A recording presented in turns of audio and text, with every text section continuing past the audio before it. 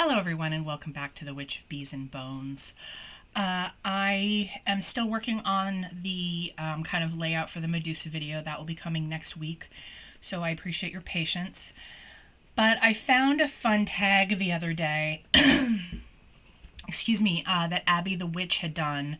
And it's so interesting to me that I thought I would sit down and do the tag, and it's more than a witch. And even though I feel like I'm a witch 24/7, there are things outside of being a witch, or things that people see day to day or know day to day that aren't necessarily reflective of my practice, or that they wouldn't see as part of my practice. So I thought I would do that. It seems like a fun tag, and I appreciate Abby and her content a great deal, and so I thought I would do it. So I'm sitting here. I do not have my beeswax candle. I do want to give this shop a shout out. I know a ton of other people have, but it's the October Occult candle shop on Etsy, and this scent is I Be the Witch of the Woods, which I be the Witch of the Woods. And it is haunted forest, folklore, cypress, and resinous earth. And it's divine. It did take, the shipping took a little bit of time to get here, which I didn't love because I like instant gratification. But it was absolutely worth the wait. So I will link their stuff down below in case you wanted to check them out. Simple packaging, beautiful scent, burns nicely, their wood wick, and it's a nice earthy feel, and they have a lot of other scents, so I will put that out there as well. So the first question is, what is your name, and are there any stories or meanings connected to your name? So my name is Victoria Davis Lyon, and Davis is my mom's maiden name, and she made it my middle name. For a long time, I wished it had been my first name, but no one asked me. My first name, Victoria, I feel like I lucked out on because my parents had some interesting ideas about names. So my mother wanted to name me Patches, because there was a song, I think, in the late 60s. I was born in 71. So there was a song in the late 60s about two young folks that were in love, and it's kind of a Romeo and Juliet kind of thing, and then she was found floating face down in a river, and I'm like, you wanted to name me after a woman? Oh, okay, good talk. It never made any sense to me, and I'm grateful that I didn't end up with that name. And then my father, strangely, though not hippie or liberal in any capacity, open-minded, but as far as, he wanted to name me Dandy. So my name would be Dandelion, because he thought that would be a really cute little girl's name. And my mother was like, are you, what? Like, she's going to be an adult someday, and she's going to have to introduce herself as Dandy. Like, we know.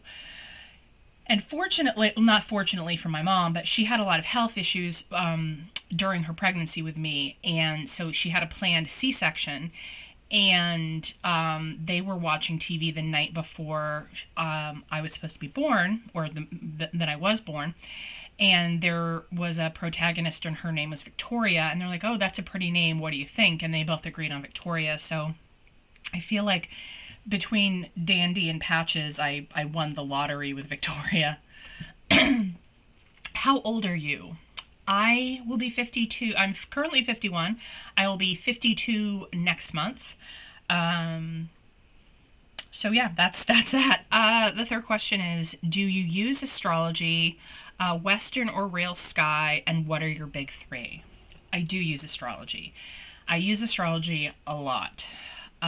Both for myself and friends and acquaintances, and I think it's, for me, I have an affinity for it, so it's insight into why some people say the things they say or act the way they act or do the things they do, and both in good and bad ways.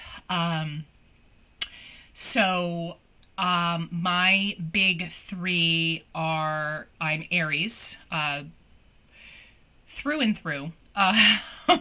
And excuse me, my ascendant is Cancer, which paired with my fiery Aries side also makes me super emotional. I'm a crier. I cry when I'm happy, when I'm sad, when I'm mad, when I'm glad, when I'm pissed off, when I'm hurt, when I see something beautiful or I hear a song. Like I'm a crier, and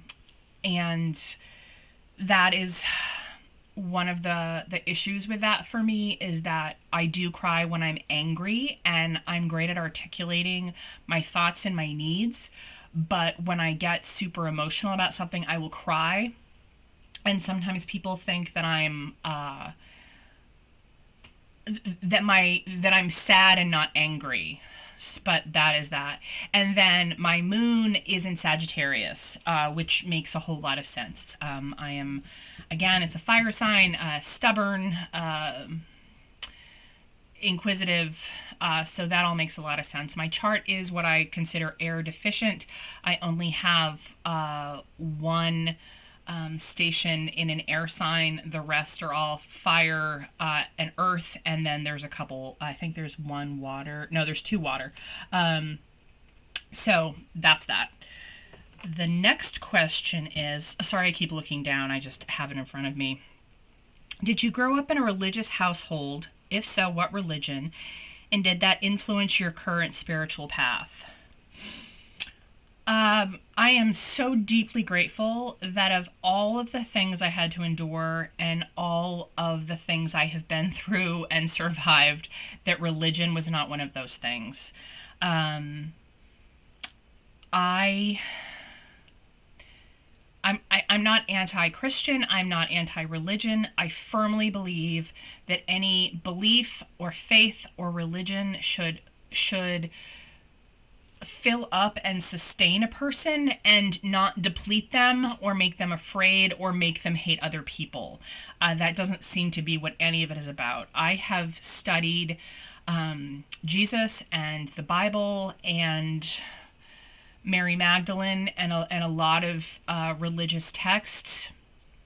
And I think that a lot of Christians have taken tenets of Jesus and taken a hard right. And it's upsetting. I fortunately did not have to endure any religious trauma or anything like that. My mom was, I don't want to say forced, but in when she was born, it was popular for your children to go to Sunday school, and then she had to go to church later on in life. And she vowed that if she ever had a child, she would not make them go to church. So I never had to. I did attend a lot of different places of worship with friends growing up of my own volition, because I wanted to learn and understand what other people were doing and believing and all of that. So but that was always my choice, and my parents were always very open to that. My father always said that he didn't believe in God, but he did believe in nature. Fortunately, I didn't have to endure the kind of harm that I've seen religion do in a lot of people's lives. What are you manifesting for your future? Oh, wow. That's a great question, and somehow that took me by surprise, even though I've seen this video.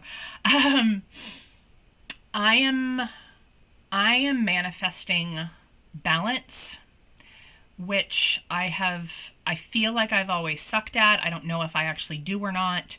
I am manifesting more travel. I am manifesting enjoying myself more and stressing a little less, which is easier said than done when you're wired the way I am. But I've got some incredible people in my life, and I've got some incredible support in my life. and I feel like I'm nowhere near done with my work, but I've done a lot of work, and I think I have created a pretty solid foundation for myself. I know that there will be times that I stumble because that's the human condition, but I've spent a lot of my life worrying about the what ifs in a negative way instead of, ooh, what if? So I've tried to change the tone of that. And so I'll be traveling a little bit next month for my birthday, or around my birthday. And then I'm traveling to see a dear friend in June. We're going to attend some Pride events, which I'm super excited about. And I've got some other things potentially going for travel later in the year, and I have some creative projects that I'm working on that I found very fulfilling, and I'm really enjoying those endeavors. So we'll see what happens with that. So that's currently what I'm manifesting. Great question, caught me off guard. Do you have a favorite season? What time of year makes you feel the most authentically you? Okay, off the bat, I don't love winter. I think I've made that abundantly clear. I have done a better job this year of accepting this time in the cycle of the seasons. I It's hard to pick a favorite because I really love spring. I love the way spring smells. I'm gonna get choked up. I love hearing spring peepers, which I should be hearing in the next few weeks, I hope. I love seeing the first Phoebe, finding the first snake of the season, and then I love summer because more things are blooming, and there's snapping turtles, and the trees have leaves, and that is a really beautiful time for me. I joke that I'm part lizard because I love the sun, like on my skin so much, that it does something for me. I admittedly used to be a person that would lie in the sun a lot, but your girl's vain, and I don't want any more wrinkles or skin issues, so I don't do that anymore. And I use sunscreen and all of that, but there are times that I will just, stand in the sun for a few minutes just to feel it. And I really love the crispness of fall. Being in New England and the leaves change, and the temperatures are still okay, but there's those crisp mornings, and it's really cozy. So I love three of the seasons, for very different reasons. And then winter I'm getting used to, but it's probably my least favorite. So yeah, it might be in order. It might be spring and then summer and then fall, but I love them so much that it's hard to say which is which. Do you have a favorite color? Do you feel that this is your aura color? If not, what do you think your aura color is? Well, my favorite color is black. Is anyone surprised by this? And I wear black almost all of the time. I just really love it. It's classic. It feels good. It looks good. I love black. But if we're talking about color, I really love dark, rich eggplant purples. And red. I love a nice red with a blue base to it. And I forgot the rest of the. Do you feel this is your aura color? I don't know. Auras, I see energy, and sometimes I see color, but I've had people tell me that my aura is blue. I've been told that it's purple. I've been told that it's pink. I've been told that it's red. I've been told that it was orange. Orange seemed very strange to me. I don't really know what color my aura is. I'm gonna assume that it's probably a purple color. I don't know why I say that, but that's my gut reaction to that. Let's see. Do you have a job, career, lifestyle that makes money or helps support you, and or you and your family in any way? What do you do? So yes, I have a floral design business. I also sell plants and antiques and art, and I like to support local artists where I live. So I gallery some of their work at my shop. And then I just started my Etsy shop, which is just it's in its infancy, so that's just getting off the ground. So I don't really count that, but I take it very seriously, and I'm looking forward to building more of that business up. Um, what are some things that make you unique and an individual? Everything. I don't know how to answer that. I live in a very small town. I am one of them. If there aren't a lot of people like me where I live, and I, as I've said in other videos, I've always had a sense of otherness, in a positive way. I don't tend to go with the grain, and I tend to make my own way, and sometimes that makes things harder, but that's okay. Um, I am pretty heavily tattooed for a woman in my area. I get a lot of looks in the seasons where I'm in my home and it's warm here, and that's why I have a tank top on, and I was outside snowshoeing, and then I came in, and so I just but when my tattoos are visible, that is uh, a lot of people have a lot of things to say, which it always fascinates me when somebody questions somebody else's body. And I've really embraced my gray hair. Uh, but gray hair isn't different. Being a witch is different. There's not a, I mean, obviously, I know witches in this community, but there's not a lot. There's very few of us in the area. I am very science minded. One of my favorite hobbies is research, and a lot of people find that odd. Um, I love to learn. And I don't know. I think one of the things that makes me different is that I'm really good spending time on my own, that I don't require a lot of time and attention with others. And I choose very carefully who I spend my time with. I'm not a super social person, so that's probably different as well. That's a really hard question to answer because I'm thinking about it from my community, or if it's like holistically, but I'm gonna go with how I'm different in my community. Uh, what advice would you give your younger self? Oh gosh, okay. Um, how deep do I want to get on this one? Don't settle for scraps. You deserve respect and attention and kindness, and you should never settle for scraps. And though I haven't done that in a long time, I spent a chunk of my life, I think, as a lot of humans, but I will speak for my personal female experience. I've seen a lot of women do that, and I wish that I had figured that shit out a little sooner than I did.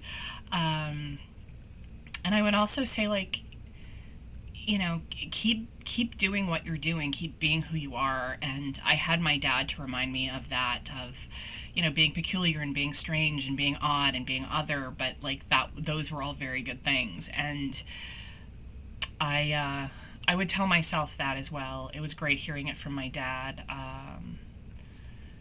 Yeah, sometimes life can be really, really hard, and you see some ugliness, and I am I'm gonna get emotional. I've